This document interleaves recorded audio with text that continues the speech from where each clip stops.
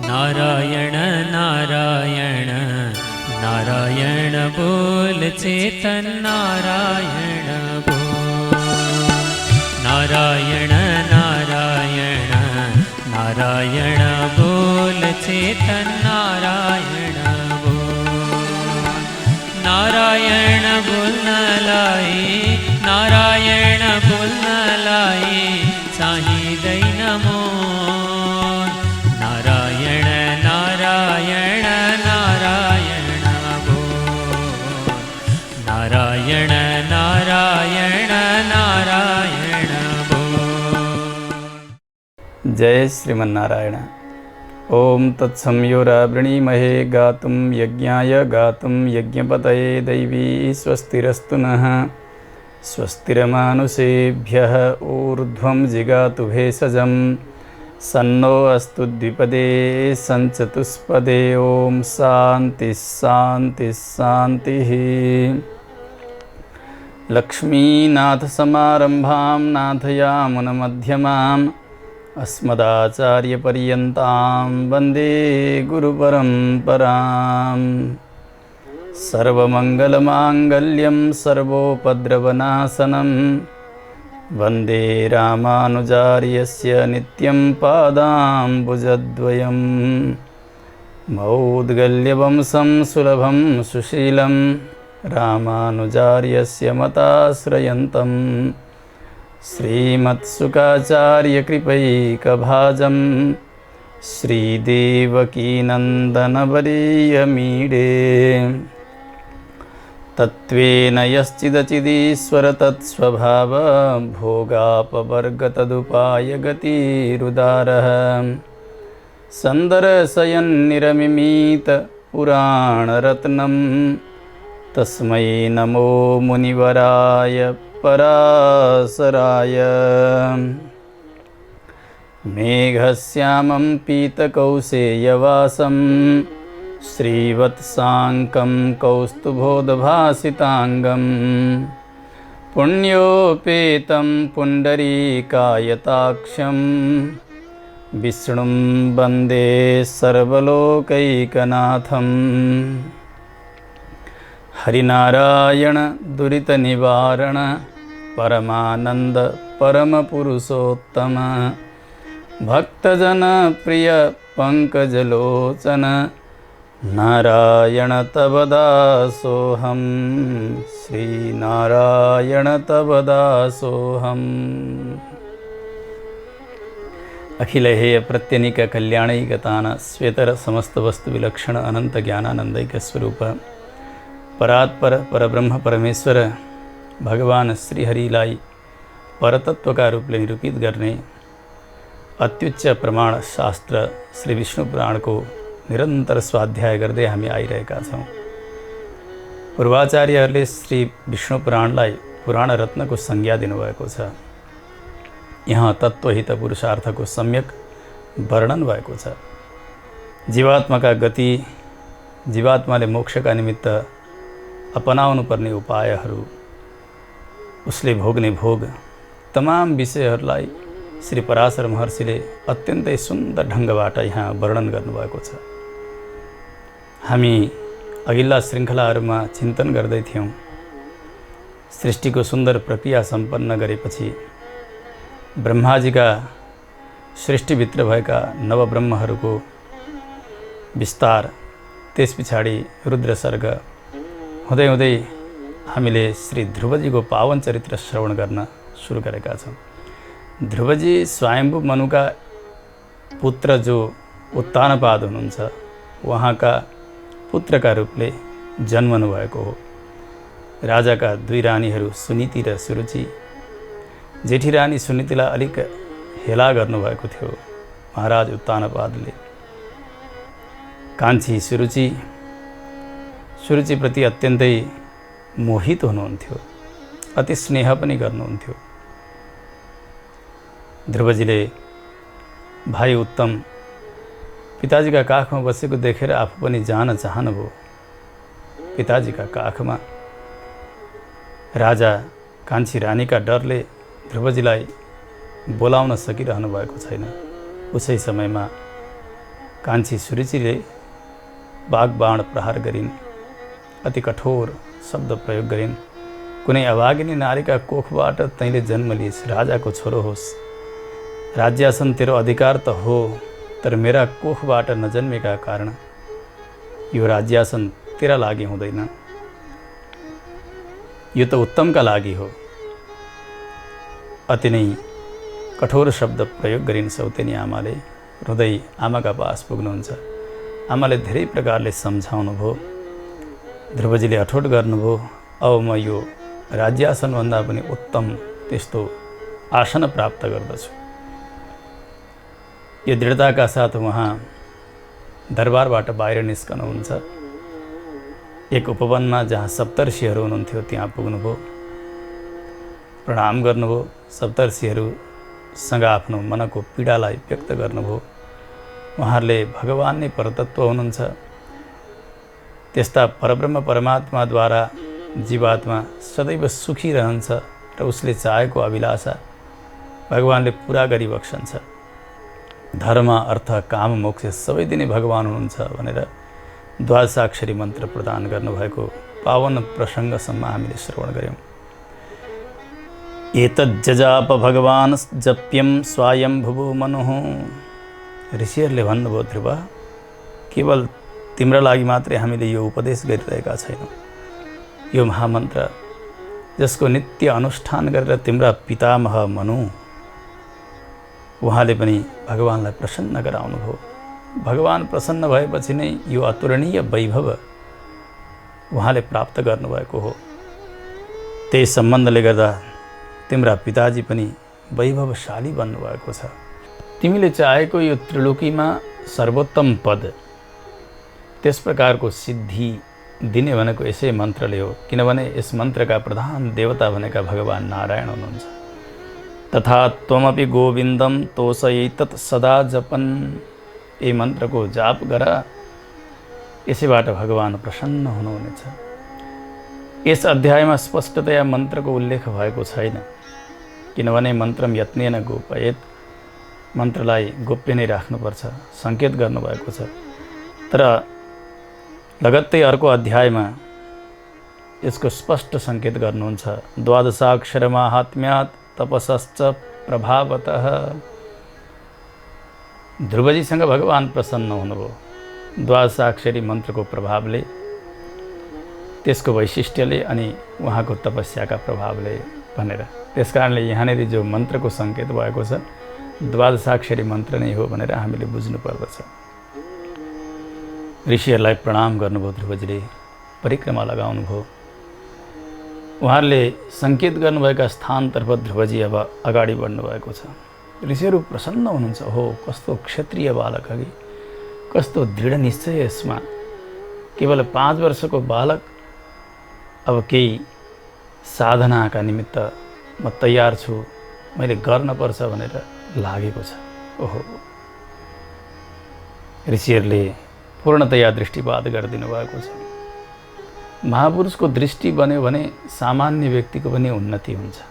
त्यसमा पनि ध्रुव जस्ता विशेष राजकुलमा जन्मिएका क्षत्रिय बालक, उहाँहरूका सम्बन्धले गर्दा अब ध्रुवजीमा बिस्तारै बिस्तारै हरिरङ्ग रङ्गिन प्रारम्भ भयो। आचार्यको कृपा बनेन, महाभागवतहरूको कृपा बनेन भने भगवानसँग हाम्रो नाता जोडिँदैन। त्यसकारणले गुरुकै आवश्यकता पर्दछ भगवत सम्बन्धमा जानका लागि। त्यही भयो आज अरू कुनै देवतान्तरको उपासना बताउनु भएन ऋषिहरूले, किन संसारमा क्षणिक फल प्रदान गर्नका लागि अथवा तत्कालै केही दिइहाल्नका लागि शीघ्र प्रसन्न हुने देवताहरू पनि त छन् नि, तर त्यसबाट आत्माको उन्नति हुन्न। भगवानसँगै जोडियो व्यक्ति भने उसैबाट बिस्तारै बिस्तारै उसको मोक्ष साधना बन्न सक्दछ। यही उद्देश्यले ऋषिहरूले मोक्ष मार्ग देखाइदिनु भएको छ। निर्जगाम वनात् तस्मात् प्रणिपत्य सतान् ऋषीन्। अब अगाडि बढ्नुभयो, प्रणाम गरेर जानुभयो यमुनाजीका पावन तटमा, जसलाई मधुवन भनेर बताइन्छ। यो मधुवन हुनुमा एउटा इतिहास छ। एक मधु नाम गरेको दैत्य यहाँ बस्दथ्यो वनमा। समय बित्दै जाँदा उसको पुत्र हुन्छ लवणासुर नाम गरेको। जति बेला भगवान श्रीरामको अवधमा अवतार भयो, भगवान राज गर्दै हुनुहुन्थ्यो। त्यस समयमा भगवानले शत्रुघ्नलाई आज्ञा दिनुभएको थियो, जाऊ त्यो लवणासुरलाई समाप्त पार। भगवानका आज्ञाले शत्रुघ्न आउनुभयो। त्यो असुर लवणासुरका साथ युद्ध हुन्छ। शत्रुघ्नले जितिदिनुभयो, लवणासुरलाई मार्नुभयो। अब त्यो वन कुनै प्रकारको त्रास नहुने भयो। अब अति सुन्दर जलको व्यवस्था छ, यमुनाजीको तट छ, फल कन्दमूल सबै प्रकारको व्यवस्था छ। यहाँ त एउटा नगरी बसाउन हुन्छ होला भन्ने विचार गर्नुभयो। भगवानका आज्ञाले सुन्दर नगरी त्यहाँ बसाउनुभयो, जसलाई मथुरा भनेर बुझिन्छ। त्यो मधु नाम गरेको दैत्य पहिले त्यहाँ बस्ने भएको हुनाले त्यसको नाम मथुरा राखियो। शत्रुघ्नो मधुराम नाम पुरीम यत्र चकार वै। मधुरा मधुरा हुँदाहुँदै मथुरा भएको हो, जहाँ पहिल्यैबाट भगवानको सम्बन्ध रह्यो। भगवानले कल्पकल्पमा युग युगमा अनेक अवतारहरू लिनुभयो। यही मधुवनमा विहार गर्नुभयो, यमुनाजीका तटमा खेल्नुभयो। भगवान नित्य निरन्तर सिद्ध पुरुषहरू तापस जनहरूले पनि यहाँ बसेर तपस्या गरेर सिद्धि प्राप्त गरे, भगवत साक्षात्कार गरे। यहाँ जानुभएको छ ध्रुवजी। सप्तर्षिहरूले देखाउनु भएको स्थान यही नै हो जस्तो लाग्यो। किनभने काहीँ पनि व्यक्ति जाँदै गर्दा कुनै स्थानमा पुगेपछि उसको मन अडिन्छ, मन रमाउँछ। हो यो चाहिँ मेरा लागि उपयुक्त होला भन्दछ। आज त्यस्तै भयो, उहाँलाई पनि यहीँ बस्नुपर्छ। किनभने सिद्ध स्थलमा पुग्नु भएको छ। ऋषिहरूले तपस्या गरेर त्यसलाई पवित्र बनाइदिनु भएको छ। पावन कल्कना नादिनी यमुनाजी बगिरहनु भएको छ। अनेक प्रकारका फुल फुलिरहेका छन्, फलहरू फलिरहेका छन्, कन्दमूलको प्राशस्त्य छ त्यहाँ। चराहरूको अत्यन्त सुन्दर कलरव सुन्नुहुन्छ उहाँले। यही नै निश्चय गर्नुभयो बस्नका लागि। यमुनाजीमा स्नान गर्नुभयो, आउनुभयो। 5 वर्षका बालक जसरी भगवानको आराधना गर्ने विधि बताउनु भएको छ ऋषिहरूले। श्रीमद् भागवतका अनुसार नारदजीले आज्ञा गर्नुभएको छ विधान, यहाँ सप्तर्षिहरूले गर्नुभएको छ। मनद्वारा, वचनद्वारा अनि शरीरद्वारा सबै प्रकारको भगवानलाई आराधना गर्न सकिन्छ। मनद्वारा अत्यन्तै सुन्दर रत्न सिंहासनमा भगवानलाई विराजमान गराउने, भगवानको देदीप्यमान श्री विग्रहको परिकल्पना गर्ने, अनेक प्रकारका उत्तम पदार्थहरूको परिकल्पना गरेर भगवानलाई समर्पण गर्ने, आरती गर्ने, पुष्पाञ्जली गर्ने, प्रणाम गर्ने अनि आफूले जानेका भाषामा स्तुति गर्ने। भगवान संस्कृतकै श्लोकद्वारा प्रसन्न हुनुहुन्छ, वेदकै मन्त्र पढ्नुपर्छ भन्ने कोही निर्बन्ध छैन। जानिन्छ गुरुमुखतः वेद मन्त्रहरू पढ्ने, श्लोकहरू पढ्ने अनि भगवानको सेवा गर्ने। जानिँदैन भने आचार्यले प्रदान गर्नुभएको जो दीक्षा मन्त्र छ त्यो मन्त्रलाई भित्रभित्रै अनुसन्धान गर्दै गर्दै प्रेमले भगवानको सेवा गर्ने। भगवान प्रेमको भोको हुनुहुन्छ, भावको भोको हुनुहुन्छ। हामीले गुरुमुखतः पढेनौँ भने त कति हो कति अशुद्धि पनि आउन सक्दछ पाठमा। ध्रुवजीले त्यसै गर्नुभयो। न शास्त्र पढ्नु भएको थियो, न धेरै सङ्गत थियो। केही क्षणको ऋषिहरूका साथको सङ्गत, एउटा दरबारमा बढेका बालक राजकुमार, सबै प्रकारका वैभवको अनुभव थियो, तर सङ्गत त थिएन। तर महापुरुषहरूको दृष्टि पर्ने बित्तिकै बालकमा एकाएक यी गुणहरू आविर्भूत भइरहेका छन्। भगवानमा प्रेम बढेर गएको छ। अनन्य चेतसस्तस्य ध्यायतो भगवान हरिः सर्वभूतगतो विप्र सर्वभावगतो भवत्। ऋषिहरूले बताए अनुसार अनन्य भावद्वारा भगवानको सेवा सुरु गर्नुभयो। अनन्य भाव भनेको अरूतिर कतै पनि भाव लागेको छैन। त्यो भक्ति व्यभिचारी भएको छैन। यो पनि हो त्यो पनि हो गरिन्छ नि। यो सिमे भूमे आकाश देवता, पाताल देवता, अनेक देवता, यी देवता ती देवता, जहाँसुकै त्यो भाव लगाउँदा लगाउँदै व्यक्तिले आफ्नो जो परम आराध्य हो, जो उपास्य हो त्यसलाई बिर्सेको हुन्छ, अथवा अरू समानै मानेको हुन्छ भगवानलाई। एउटा भगवत अपचार कोटीमा जान्छ। त्यस कारणले अरू सबै भगवानका अङ्ग हुन्, किन यो जगत नै भगवानको स्वरूप हो। त्यसो हुनाले भगवान मात्रै मेरा हुनुहुन्छ भनेर एकनिष्ठ भएर सेवा गर्नुपर्दछ, त्यो मात्रै सिद्ध हुन्छ। आज त्यसै गरिकन भगवानको ध्यान प्रारम्भ गर्नुभयो, सेवा प्रारम्भ गर्नुभयो।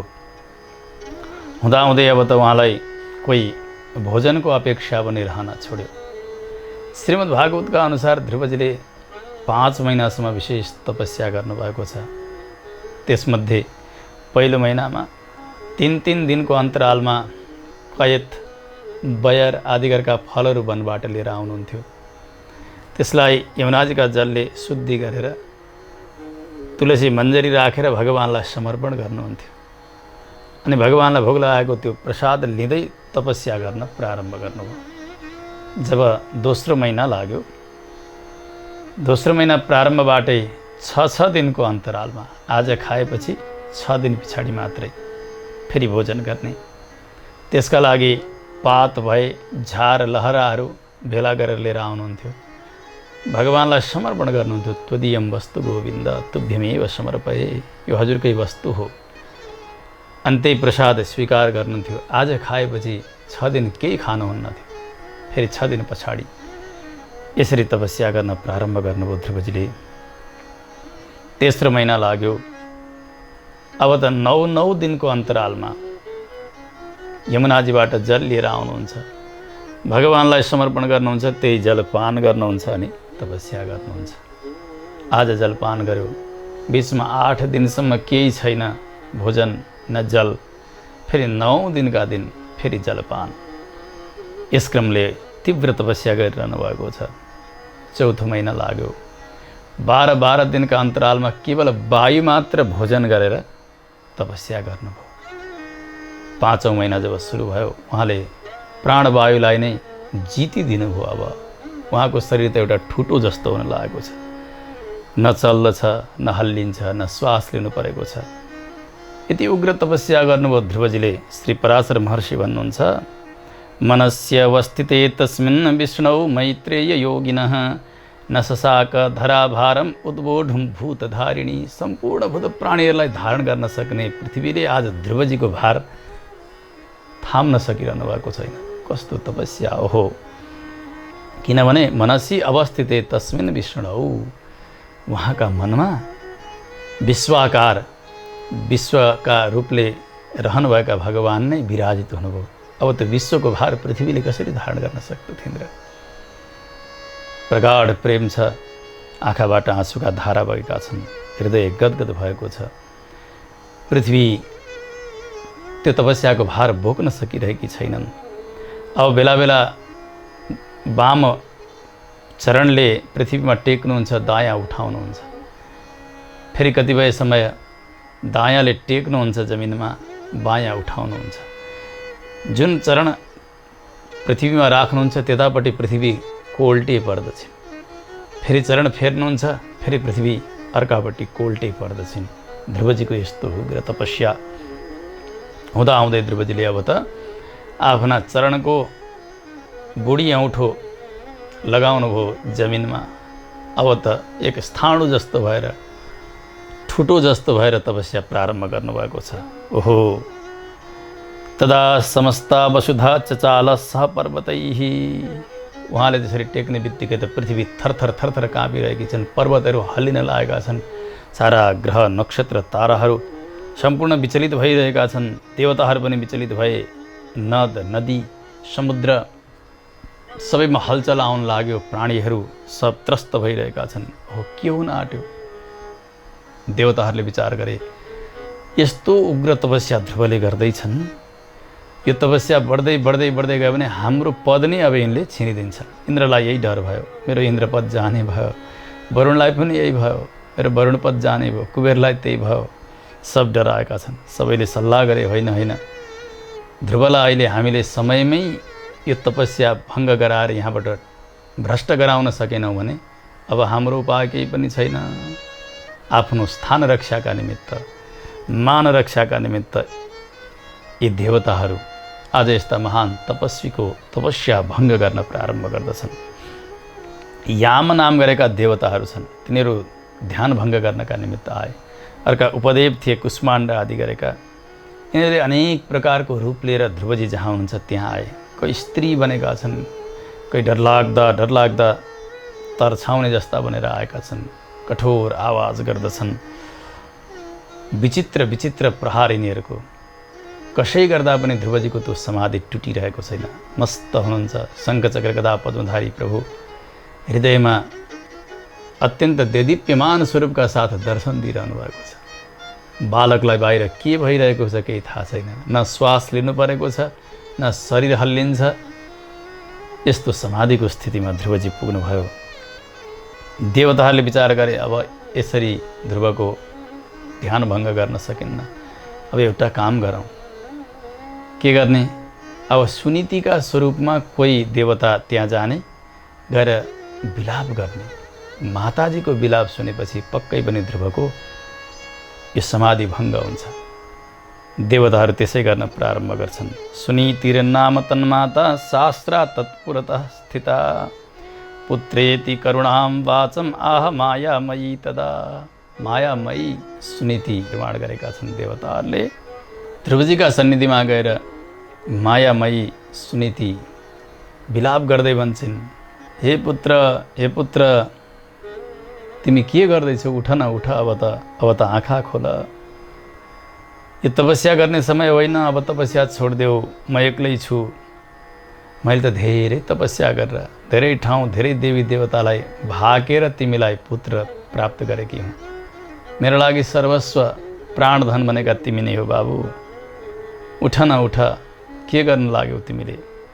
म कति दुखी भइरहेकी छु, हेर त मेरो आँखाभरि आँसु। एक्लै तिम्रा पिताजीले पनि मलाई हेरिरहनु भएको छैन, तिमीले पनि मलाई छोडेर वनमा आयौ। सपत्नी वचनात् वत्स अगतेस्त्वं गतिर्मम।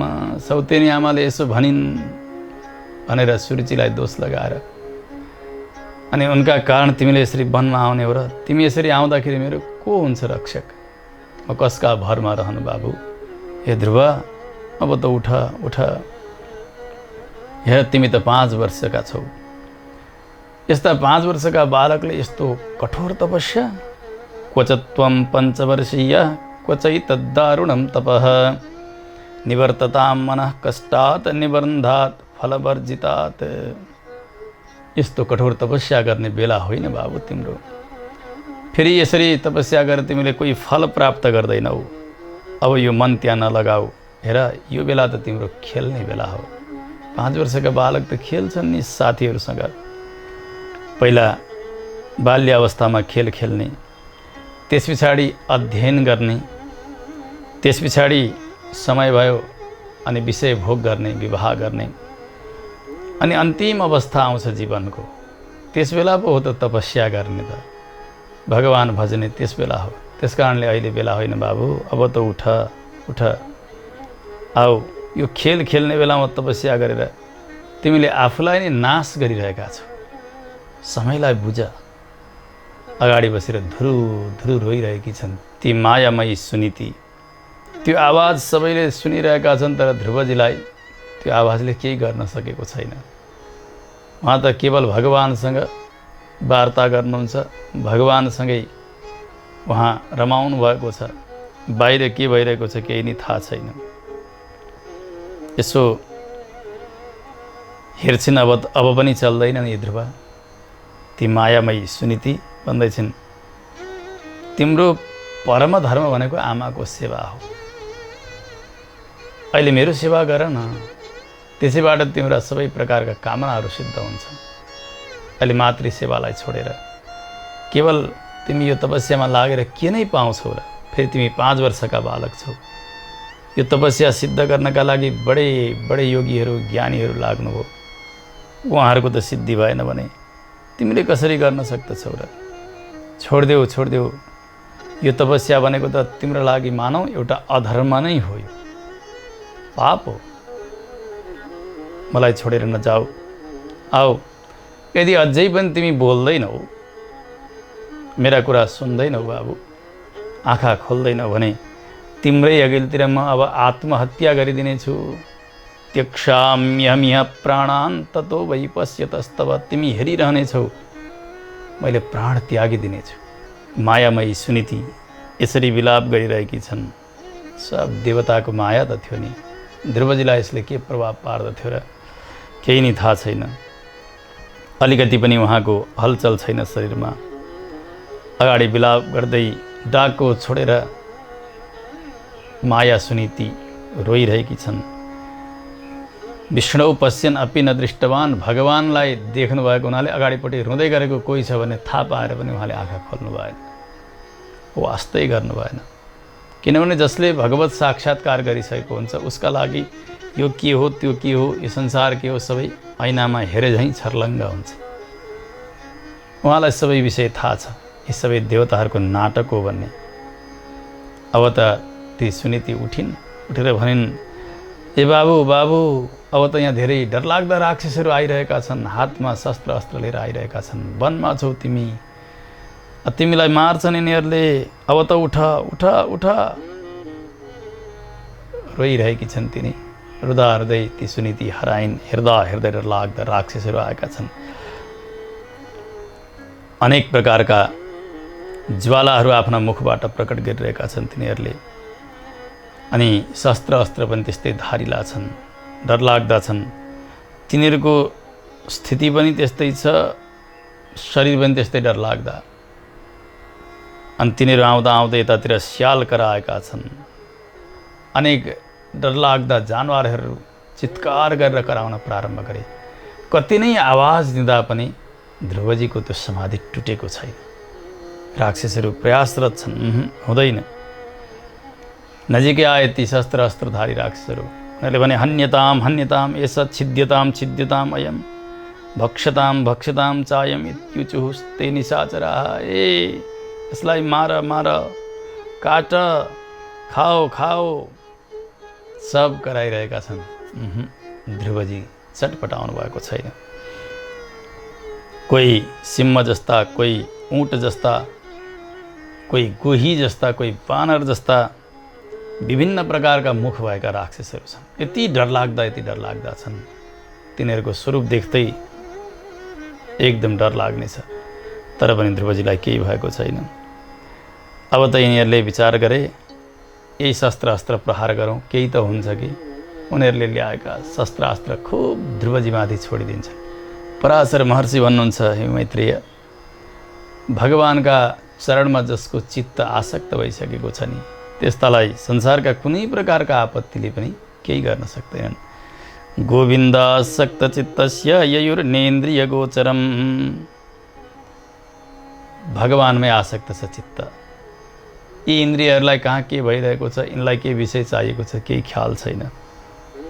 एकाग्र चित्त बनाएका ध्रुवजी, भगवानलाई नि भोग्य मानेका, आश्रय मानेका, साक्षात् पृथ्वीनाथका पुत्र। पृथ्वीनाथ भनेको राजा, राजाका छोरा भएर पनि आज सम्पूर्ण वैभवलाई एउटा माटाको ढेला समान गरिकन त्यागिदिनु भएको छ ध्रुवजीले। केवल भगवान मात्रै आफ्नो लागि सर्वस्व सम्पत्ति, रक्षक, भोग्य सबै मान्नु भएको छ। ती शस्त्र अस्त्रले कहीँ कतै चोट लगाउन सकेका छैनन्। वज्र जस्तो शरीर भएको छ ध्रुवजीको। सबै नाश हुँदै गए। देवताका मायाहरू सबै समाप्त भए। यी राक्षसहरू पनि सबै देवताहरू नै बनेर आएका थिए, मायामय राक्षस बनेर आएका थिए। भगवानका भक्तलाई आपत्तिले छुन सक्दैन। न वासुदेव भक्तानाम अशुभम विद्यते क्वचित। भगवान वासुदेवका भक्तलाई कहीँ कतै पनि अशुभले, अमङ्गलले स्पर्श गर्न सक्दैन। माया टुट्यो यिनीहरूको। कसै गरी पनि ध्रुवजीलाई अब समाधिबाट उठाउन सकेनन्।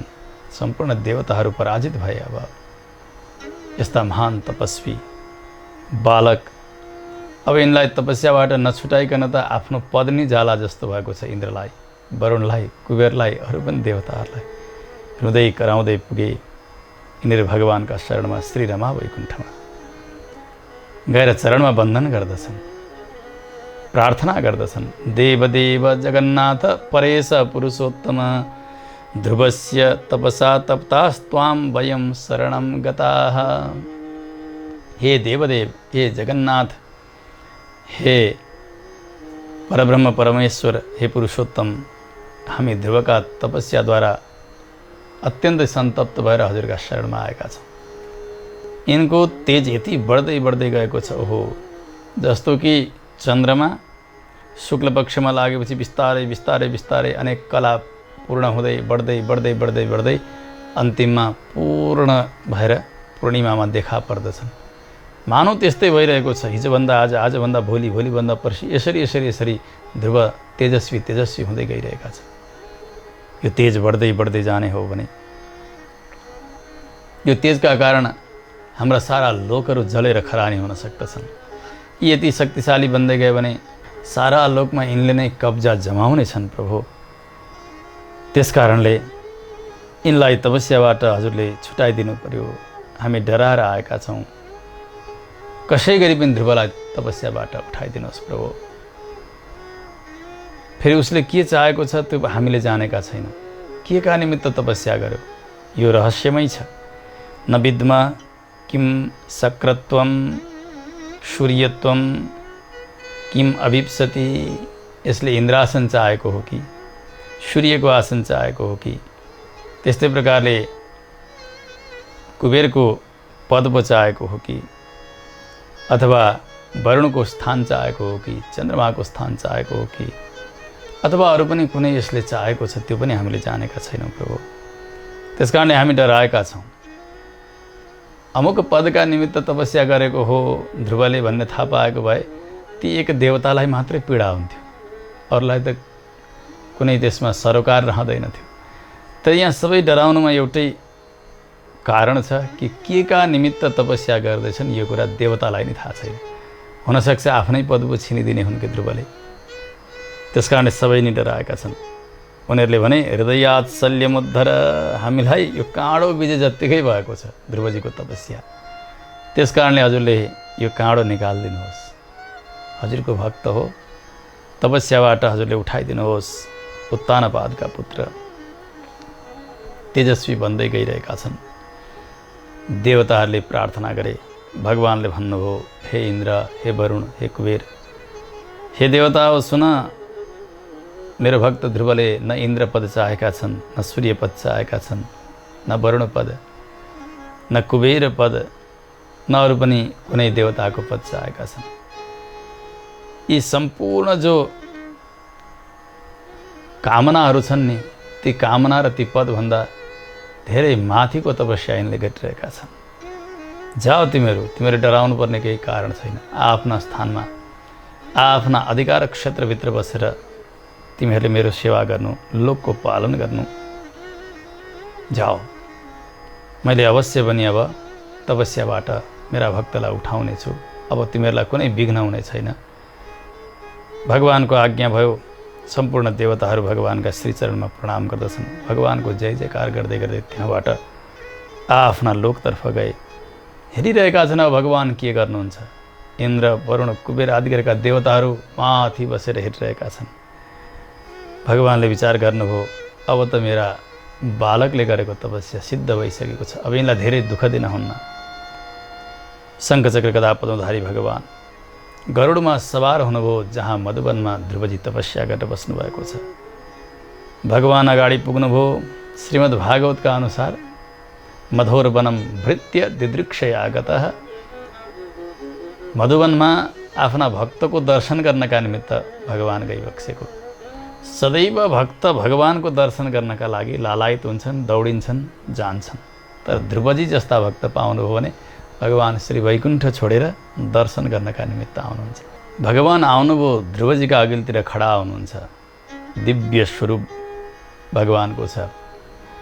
अब ध्रुवजीका आँखा खुलेका छैनन्। भगवानले भन्नुभयो, औत्तानपादे भद्रन्ते तपसा परितोषितः वरदोऽहमनुप्राप्तो वरं वरय सुव्रत। हे महान तपस्वी ध्रुव, हे उत्तानपादका पुत्र, तिम्रो मङ्गल होस्। तिम्रा तपस्याबाट म अत्यन्तै सन्तुष्ट भएको छु। वर दिनका निमित्त आएको छु। माग, के चाहन्छौ? मलाई लाग्दछ तिम्रो चित्त बाहिरका अर्थ कुनै चिज खोजिरहेको छैन। शब्द, स्पर्श, रूप, रस, गन्ध यसमा कहीँ पनि तिम्रो मन लागेको छैन, केवल ममै समर्पण गरेका छौ तिमीले। त्यस कारणले म प्रसन्न भएको छु। तिमीले जे चाहेका छौ नि त्यो माग ध्रुव म दिन्छु। भगवानले अत्यन्तै गम्भीर स्वरमा यसरी जब आज्ञा गर्नुभयो, मानव ध्रुवजीलाई यस्तो भयो आफ्ना हृदय कमलमा विराजित भगवान नै बाणी खोलिरहनु भएको छ। त्यो आवाज सर्वत्र सुनिन्छ। हो कहाँबाट यो आवाज आयो? नेत्र खुल्छन्। यसो हेर्दा जस्ता भगवानलाई यहाँ हृदयमा विराजमान गराउनु भएको त्यस्तै प्रभु अघिल्तिर हुनुहुन्छ। भक्तवत्सल भगवानको जय होस्। उन्मीलिताक्षो ददृशे ध्यान दृष्टम हरिम पुरः। ध्यानमा देखेका भगवान त अघिल्तिर हुनुहुन्छ। गदगद हुनुभयो। 5 महिनादेखि केही नखाएको बालक तपस्या गरिरहेको शरीर त जड जस्तो भएको छ। हेर्नु, मानौ एउटा प्राणहीन त्यो ठुटो जसरी नचल्ने नहल्लिने हुन्छ त्यस्तै बनेको छ। भगवानको दृष्टि भयो। उहाँले प्रणाम गर्नुहुन्छ। शङ्खचक्र गदा पद्मधारी भगवान हुनुहुन्छ। किरीट कुण्डल लगाउनु भएको छ। साष्टाङ्ग गर्नका निमित्त जहाँ खडा हुनुहुन्थ्यो एउटा मात्रै अङ्गुष्ठाले टेकेर त्यहीँबाट भगवानका अघिल्तिर मानौ एउटा ठुलो वृक्ष लडे झैँ गरिकन, एउटा डन्डा लडे झैँ गरिकन भगवानका अघिल्तिर साष्टाङ्ग गर्नुभयो। जगाम शिरसा महिम। यो शिर जमिनमा राखेर प्रणाम गर्नुभयो। यहाँ 8 अङ्गहरू हुन्छन्। यसलाई साष्टाङ्ग भनिन्छ। दण्ड झैँ लडेर गर्ने भएको हुनाले दण्डवत पनि यसलाई भनिन्छ। रोमाञ्चित भएको छ सर्वत्र शरीर उहाँको। एकाएक भगवानको दर्शन हुनाले जस्तो कि व्यक्तिले नचाहिकन उपलब्धि प्राप्त गर्यो अथवा धेरै चाहेको थियो तर 81 उसलाई त्यो मिल्यो भने जस्तो हर्षित हुन्छ। आज त्यस्तै त भयो नि, भगवान मिल्नु भएको छ। योभन्दा आनन्दको पल के हुन सक्दछ र जीवात्मालाई? गदगद हुनुभएको छ। स्तुति गर्नका लागि मन त लाग्यो उहाँलाई, तर अब कसरी स्तुति गर्ने? किम वदामि स्तुतौ अस्य केनोक्तेनास्य संस्तुतिः। एक त वाणी नै सुकिसकेको छ, शरीरले काम गरिरहेको छैन। अनि यस्ता परब्रह्म परमात्मा जसको बडे श्रुतिहरूले वरुण इन्द्र ब्रह्मा शङ्कर आदि गरेका देवताहरूले सनकादिहरूले अहरनि स्तुति गरिरहँदा पनि गरिरहन सकेका छैनन्। अब म जस्ता बालकले कसरी भगवानको स्तुति गर्ने? के भन्दा स्तुति होला? ध्रुवजी अत्यन्तै छक्क पर्नुभएको छ। के गरी स्तुति गर्नु मैले? अत्यन्तै आकुल हुनुहुन्छ। त्यसबेला ध्रुवजीले हात जोडेर भन्नुभयो, प्रभु यदि हजुर मसँग प्रसन्न हुनुहुन्छ तपस्याद्वारा भने हजुरले यस्तो कृपा गरिबक्सियोस्। स्तोतुम तदहमिच्छामि वरमेनं प्रयच्छमि। हजुरको मलाई स्तुति गर्ने इच्छा छ। हो, स्तुति गर्नका लागि समर्थ बनाइदिबक्सियोस्। कस्तो उत्तम वर! हेर्नु, हजुरको मङ्गलानुशासनका लागि कृपा गर्नुहोस्। मैले हजुरको मङ्गल गान गर्न सकौँ। ध्रुवजीका हृदयमा कुनै प्रकारका विकार छैनन्। न कुनै लोक माग्नुभयो, न कुनै ऐश्वर्य माग्नुभयो, न केही माग्नु भएको छ। ओहो, सुन्दर भाव उहाँको। भन्नुभयो ब्रह्मादि देवताहरू जो वेदलाई जान्नेवाला हुनुहुन्छ उहाँहरूका पनि वाणीका गति अथवा विषय हजुर बन्न सकिरहनु भएको छैन। त्यस्ता भगवानलाई म एउटा सामान्य बालक, अज्ञानी बालक, म कसरी स्तुति गर्न सक्छु र प्रभु हजुरको कृपा नहुने हो भने? हे जगन्नाथ, हजुरका चरणारविन्दमा प्रगाढ प्रेम भएको मन कसरी हुन सक्छ? त्यस्तो हजुरले बनाइदिनुहोस्। मन यसरी लागोस् कि हजुरदेखि अतिरिक्त कुनै चिज वर्णन गर्न मेरा वाणीहरू अरूतिर नलागुन्, केवल हजुरकै स्तुतिमा लागुन्। अनि यो शरीरले पनि हजुरकै चरणको सेवा गर्ने त्यस्तो इच्छा व्यक्त गरोस्। त्यसका लागि पहिले यो मन नै हो प्रभु। त्यस कारणले मनलाई नै आसक्त बनाइदिनुहोस् हजुरले। त्वद्भक्ति प्रवणम हेतत् परमेश्वर मे मनः स्तोतुम प्रवृत्तम त्वत्पादौ तत्र प्रज्ञां प्रयच्छमे। मन त्यहाँ लाग्यो हजुरका चरणमा स्तुति गर्नुपर्ने छ। त्यस कारणले मलाई प्रज्ञा दिनुहोस्, ज्ञान प्रदान गर्नुहोस्, मैले पर्याप्त हजुरको स्तुति गर्न सकौँ। ध्रुवजीले यस प्रकारको वरको याचना गर्नुभयो। भगवान मुस्कुराउनु भएको छ। आफ्ना वाम हातमा ज्ञानमय शङ्ख लिनुभएको छ, पाञ्चजन्य शङ्ख। त्यो शङ्खको एक छेउले ध्रुवजीका गालामा स्पर्श गराइदिनु भयो। शङ्ख प्रान्तेन गोविन्दस्तम्प स्पर्श कृताञ्जलिम, स्पर्श गरिदिनु भयो। ध्रुवजी हात जोडेर खडा हुनुहुन्छ। एकाएक उहाँलाई सम्पूर्ण वेद वेदान्त धर्मशास्त्र इतिहास पुराण सबै नै कण्ठस्थ भए झैँ हुन्छ। सबै रहस्यलाई बुझ्नु भएको छ। अब त सुन्दर स्तुति गर्न प्रारम्भ गर्नुभयो ध्रुवजीले। भन्नुभयो, प्रभो भूमिरापो नलो वायुः खं मनो बुद्धिरेव च भूतादिरादि प्रकृतिर्यस्य रूपं नतोऽस्मि तं। पृथ्वी, त्यसै गरी जल, वायु, अग्नि, आकाश, मन, बुद्धि, यी सम्पूर्ण भूत प्राणीहरू, सारा प्रकृति, यो सबै हजुरकै एक व्यक्त स्वरूप हो प्रभु। यस्ता भगवानलाई म बार बार वन्दना गर्दछु। हजुर शुद्ध हुनुहुन्छ, सूक्ष्म हुनुहुन्छ, अखिल व्यापी, सर्वत्र व्याप्त हुनुहुन्छ। हजुर प्रधान, प्रकृतिभन्दा पनि टाढा हुने, जसको रूप यो समग्र विश्व नै हो, त्यस्ता भगवानलाई जो गुणशाली हुनुहुन्छ, उहाँलाई म बार बार वन्दना गर्दछु। प्रभु, यी पृथ्वी भइन्, समस्त गन्दा स्पर्श आदि गरेका तन्मात्राहरू भए, बुद्धि आदि गरेका, यी प्रधानका र पुरुषका यी सबै जो विकारहरू छन्, तीभन्दा पनि टाढा हजुर हुनुहुन्छ। ती सबैका कारण हजुर हुनुहुन्छ। त्यस्ता भगवानलाई म वन्दना गर्दछु। जगतका पति हुनुहुन्छ। वेदले पनि यही बताएका छन्। पतिम विश्वस्यात्मेश्वरगुं शाश्वतं शिवमच्युतं नारायणं महाज्ञेयं विश्वात्मानं परायणं। जगतका पति बनेका, रक्षक बनेका हजुर मात्र हुनुहुन्छ। त्यस्ता स्वयं ब्रह्मस्वरूप जगतका पति परब्रह्म, शरणमा आएकालाई रक्षा गर्नेवाला, हे रक्षक, हे शुद्ध स्वरूप, हे प्रभु, हजुरलाई म बार बार वन्दना गर्दछु। एउटा व्यापकता, अर्को वर्धनशीलता। हजुरमा दुई प्रकारका धर्म छन्। हजुर व्यापक हुनुहुन्छ, व्यापक भइकन पनि हजुर बढ्नेवाला हुनुहुन्छ। बढ्नुको तात्पर्य भगवान सदैव एकरस हुनुहुन्छ, एक स्वरूपले रहनुहुन्छ, न घट्नुहुन्छ न बढ्नुहुन्छ। तात्पर्य यो हो कि जगतका रूपले भगवान जब यो प्रकृतिलाई विस्तार गर्नुहुन्छ, भगवानकै श्री विग्रह हो प्रकृति, त्यस बेला भगवान बढ्नु भएको। अनि भगवानले जति बेला महाप्रलय गर्नुहुन्छ, त्यस बेलामा संहार गर्नुहुन्छ, त्यही घटेको हो।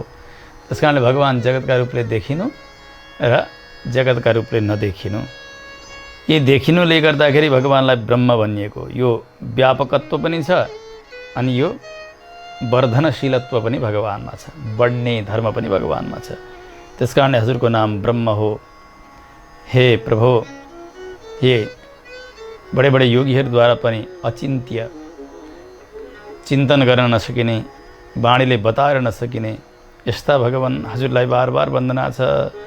सहस्र शीर्षा पुरुष सहस्राक्ष सहस्रपात सर्वव्यापी भुवस्पर्शाद अत्यतिष्ठत् दशाङ्गुलम। जसरी वेदले गान गर्नुभएको छ भगवानको, वेदमा सबैभन्दा उत्तम सूक्त भनेको श्री पुरुष सूक्त हो। भगवत तत्त्वलाई प्रतिपादन गरिएको छ त्यहाँ। भगवान कस्तो हुनुहुन्छ? सहस्र शीर्षा, भगवानका हजारौँ शिर छन्। सहस्राक्ष, हजारौँ आँखा छन्। सहस्रपाद, हजारौँ चरण छन्। सम्पूर्ण अङ्ग प्रत्यङ्गहरू हजारौँ हजार छन् भगवानका। यस्ता अनन्त स्वरूप भगवान हुनुहुन्छ, सर्वव्यापी हुनुहुन्छ। भगवान सम्पूर्ण ब्रह्माण्डलाई व्याप्त गरेर 10 गुण प्रमाणद्वारा स्थित हुनुहुन्छ भनेको व्यापक हुनुहुन्छ। अत्यतिष्ठत् दशाङ्गुलम। जति पनि अहिलेसम्म भएका यी जगतका दृश्य वस्तुहरू छन्, जे हुनेवाला छन्, जे हुँदैछन्, यो सबै भगवान सर्वेश्वरकै स्वरूप नै हो। त्यसकारणले हजुर विराट हुनुहुन्छ, स्वयं प्रकाशित हुनुहुन्छ, हजुर नै सम्राट हुनुहुन्छ। यो जगतका एकमात्र शासक हजुर हुनुहुन्छ। बडे बडे ज्ञानीहरू, ध्यानीहरू, लोकपाल, दिक्पाल, यी सबैलाई हजुरले नै आज्ञा दिनुभएको छ। सबै नै हजुरको सेवा गर्दछन्। हे प्रभु, सृष्टिका समयमा हजुरबाट नै सारा विश्व प्रकट भयो। यसभित्र भएका सम्पूर्ण प्राणीहरू पनि हजुरबाटै, तत्त्व यज्ञ पनि हजुरबाटै प्रकट भएको हो। त्यसै गरी अग्नि पनि, आज्य पनि, अनि यज्ञ पशु पनि, यज्ञमा प्रयोग गरिने ऋचाहरू, वेद मन्त्रहरू भए, सामगान, छन्द, त्यसै गरी अरू पनि प्राणीहरू, गाई भए, त्यसै गरी यज्ञका लागि चाहिने भए अझ अभय आदि गरेका, मृग आदि गरेका, यी सबै हजुरबाटै प्रकट भएका हुन्। मानौ सम्पूर्ण जगत नै हजुरबाट बनेको हो। मुखबाट हजुरले ब्राह्मणलाई बनाउनु भयो, बाहुबाट क्षत्रियलाई, उरुबाट वैश्यलाई, शरणबाट हजुरले शूद्रको सृष्टि गर्नुभयो प्रभु। नेत्रबाट हजुरले सूर्य प्रकट गर्नुभयो, प्राणबाट हजुरले वायु प्रकट गर्नुभएको छ, मनबाट चन्द्रमालाई प्रकट गर्नुभयो। त्यसै गरिकन नासा छिद्रबाट प्राणलाई सृष्टि गर्नुभएको छ। मुखाद अग्नि रजायत, वेदमा जसरी पुरुष सूक्तमा मन्त्रहरू छन् ती मन्त्रको भाव सबै यहाँनिर उल्लेख गर्नुभएको छ श्री पराशर महर्षिले।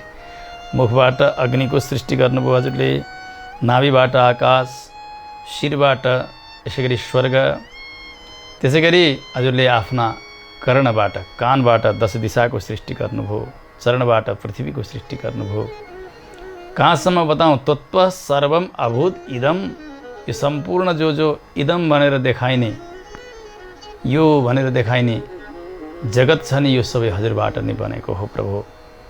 जस्तो कि एउटा बरको वृक्षमा फल लाग्दछ, त्यो फल बीजका रूपले बन्छ।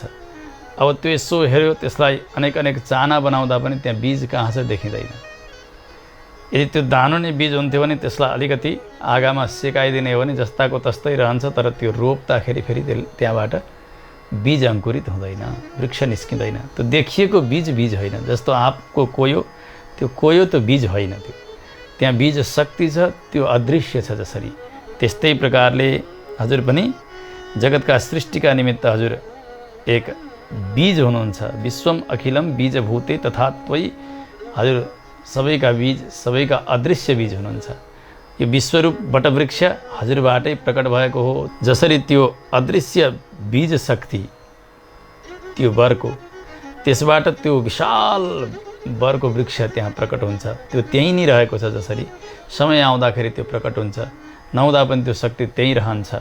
त्यस्तै प्रकारले कारण अवस्थामा समग्र जगत त्यसै गरिकन हजुरमा निहित भएको हुन्छ। समय आउँछ फेरि हजुरले त्यो बीजबाट वृक्ष फैलिए झैँ जगत हजुरले बनाइबक्सन्छ प्रभु। जसरी एउटा कदलीको स्तम्भ हुन्छ, केराको बोट हुन्छ, त्यो पात तान्दै जाने अनि त्यहाँ भएका पत्रहरूलाई निकाल्दै जाने, त्यो दाम्चाहरूलाई निकाल्दै जाने भने भित्र केही पनि बस्दैन, जम्मै त्यही पत्रमा त्यो केराको बोट सिद्धिन्छ। यस्तै प्रकारले यो जगतमा हजुरलाई खोज्दै जाने भने यो सबै सकिन्छ, तर हजुर भेटिनुहुन्न। किन? हजुर नै त्यो जगतका आकारले रहनुभएको छ, त्यहाँ अदृश्य रूपले र दृश्य रूपले हजुर नै रहनुभएको छ। त्यस कारणले हजुरदेखि अतिरिक्त अरू यो जगतमा केही नै छँदै नै छैन। जसरी ती पत्रदेखि अतिरिक्त त्यो कदलीको वृक्षमा अरू केही नै छैन। त्यस्ता भगवान् जो व्यक्त पनि हुनुहुन्छ र अव्यक्त पनि हुनुहुन्छ। सर्वस्मिन् सर्वभूतस्त्वं सर्वस्वरूपधृक् सर्वं त्वत्तः ततश्चत्वं नमः सर्वात्मने स्तुते। सबैका भित्र रहने, सबैलाई रक्षा गर्ने, सबै जगत जहाँ टिकेको छ त्यस्ता भगवान् सर्वात्मक भगवान्लाई म बार वन्दना गर्दछु। हे प्रभु, मैले के बताउन सक्छु र हजुरलाई? हजुर मेरो हृदयमा भित्र बसेर सबै नै जानिरहनु भएको छ। हेर्ने, देख्ने, बोल्ने, बोलाउने सबै हजुर हुनुहुन्छ भने अब हजुरका लागि मैले के नै बताउनु छ र? हजुरका दर्शनले मेरो यो मनोरथ सफल भएको छ। आज मेरो तपस्या पनि सिद्ध भएको छ भनेर अत्यन्तै गदगद वाणीद्वारा ध्रुवजीले सुन्दर स्तुति गर्नुभयो। ध्रुवजीको सुन्दर स्तुति अत्यन्तै भावपूर्ण छ, तत्त्वपरक छ, अति विस्तार पनि छ। परन्तु समयले सीमा काटिसकेको हुनाले आजको यस श्रृङ्खलाको कथालाई यहीँ नै विश्राम गरौँ। जय श्रीमन्नारायण।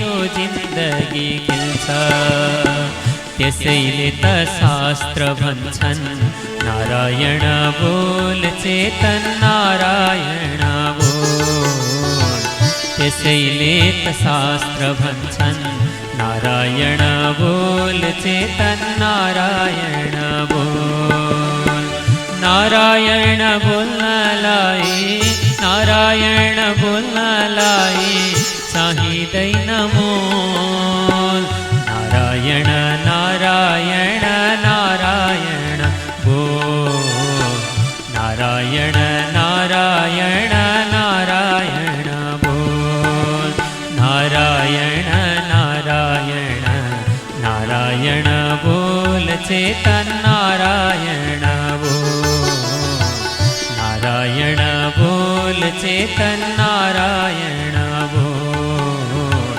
नारायण बोल चेतन